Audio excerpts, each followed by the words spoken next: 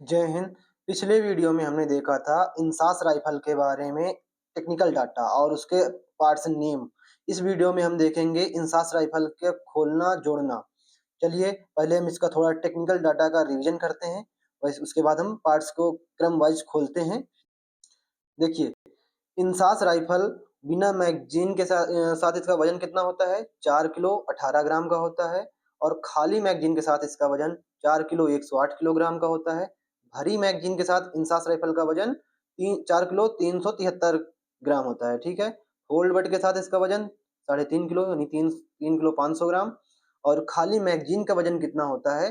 90 ग्राम का होता है। भरी मैगजीन का वजन क्या होता है? अगर इस पे हम 20 राउंड भर देते हैं मैगजीन में तो 355 ग्राम की मैगजीन हो जाती है। बैनेट का वजन 305 ग्राम का। और लंबाई फिक्स बट के साथ क्या है? 960 mm। बैनेट के साथ लंबाई 1110 mm। और बैरल की लंबाई क्या है? 464 mm। ठीक है। साइड रेडियस क्या है? 470 mm। और फोल्ड बट के साथ इसकी लंबाई 750 mm। वहीं बैनेट की लंबाई क्या होती है? 285 mm होती है। मजल वेलोसिटी क्या है? 900 मीटर प्रति सेकंड इसकी मजल वेलोसिटी है। रेट ऑफ फायर क्या है? अगर 1 मिनट में नॉर्मल रेट ऑफ फायर क्या है इसका? 60 राउंड प्रति मिनट। लेकिन पूरा अगर साइक्लिक रेट ऑफ फायर पूछा जाए तो 600 राउंड प्रति मिनट ये फायर कर सकती है। मैगजीन में कुल राउंड कितने होते हैं? 20 राउंड। ग्रुप्स की संख्या कितनी है? 6 ग्रुप्स होते हैं जो कि दाहिने से बाएं की तरफ कटे होते हैं। पेनिट्रेशन क्या है? 3 mm है। और कारगर रेंज क्या है इसकी? 400 मीटर है। देखिए, यह हथियार डिजाइन ARDE यानी armament research and development establishment के द्वारा तैयार किया गया और इसे India state ordnance factory Ichhapur Paschim Bengal में बनाया जाता है। इस हथियार का इस्तेमाल सर्वप्रथम भारतीय सेना ने 1998 में किया था। इसके पश्चात वर्तमान में यह केंद्रीय सशस्त्र बल एवं राज्य पुलिस बल का एक महत्वपूर्ण हथियार है। यानी इंसास राइफल का जो प्रयोग है कारगिल युद्ध में हुआ था 1999 में। बढ़िया। और सफल प्रयोग हुआ था। तो इस हथियार से निम्नलिखित 4 प्रकार के एम्यूनेशन फायर किए जाते हैं: ball round, ट्रेशर round, blank round और एचडी कार्ट्रिज। ठीक है। अब चलिए हम शुरू करते हैं इसका खोलना, किस तरीके से इंसास राइफल खुलती है। देखिए, किसी भी राइफल को खोलने से पहले एक तरतीब होती है यानी सीक्वेंस होता है। यदि हथियार उसी तरतीब में खोला जाए तो खोलने जोड़ने में आसानी होती है और पार्ट्स के टूटने की संभावनाएं भी कम रहती हैं। सबसे पहले खोले गए पार्ट्स को सबसे अंत में जोड़ा जाता है। ठीक है। इसलिए कभी भी चाहे ट्रेनिंग हो या सामान्य ड्यूटी, हथियार को सिखाए गए तरीके से ही खोलना चाहिए और जोड़ना भी चाहिए। तो क्रम देख लेते हैं कि राइफल का खोलने का क्रम क्या है। सबसे पहले मैगजीन खोली जाएगी। उसके बाद असेंबली कवर खोला जाएगा। अगर आपके पास सीलिंग है तो सीलिंग इसके पहले, रिकॉइल स्प्रिंग, फिर पिस्टन एक्सटेंशन और रोटेटिंग बोल्ट, गैस ट्यूब। और फिर उसके बाद गैस ट्यूब से पहले गैस ट्यूब कवर खोला जाएगा। नेक्स्ट देखते हैं। चलिए खोलते हैं। पहला सबसे पहले हम खोलेंगे बैनेट कैच को दबाते हुए बैनेट को निकालना है अगर बैनेट लगा है तब। नहीं, उसके बाद सेकंड नंबर पे मैगजीन कैच को दबाते हुए मैगजीन को निकालना है। देखिए ट्रिगर के पास मैगजीन कैच होता है, इसको दबाते हुए मैगजीन को निकालना है।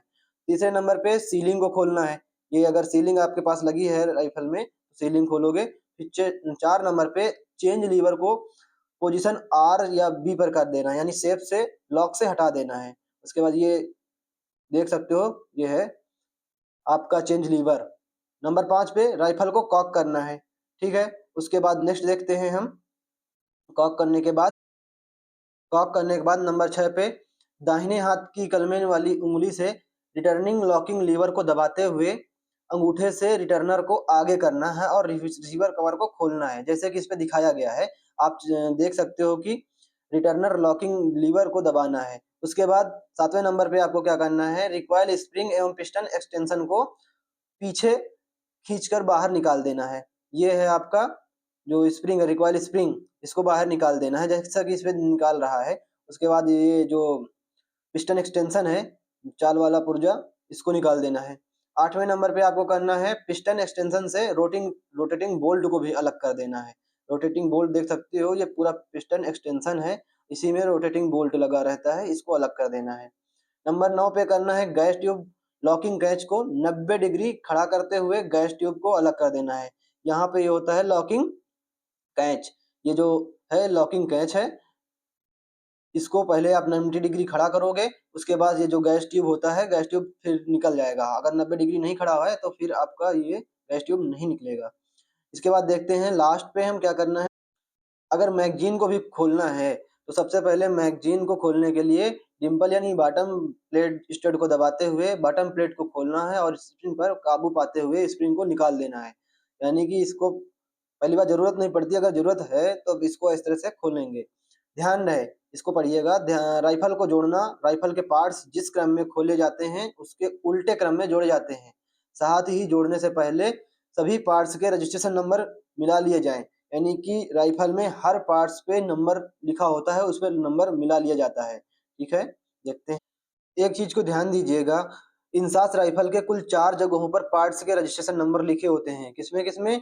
बॉडी में लिखे होते हैं, गैस ट्यूब में लिखे होते हैं और पिस्टन एक्सटेंशन पे रोटेटिंग बोल्ट पर। ये 4 नंबर लिखे होते हैं और सेम पार्ट्स के ही पार्ट्स लगाए जाते हैं।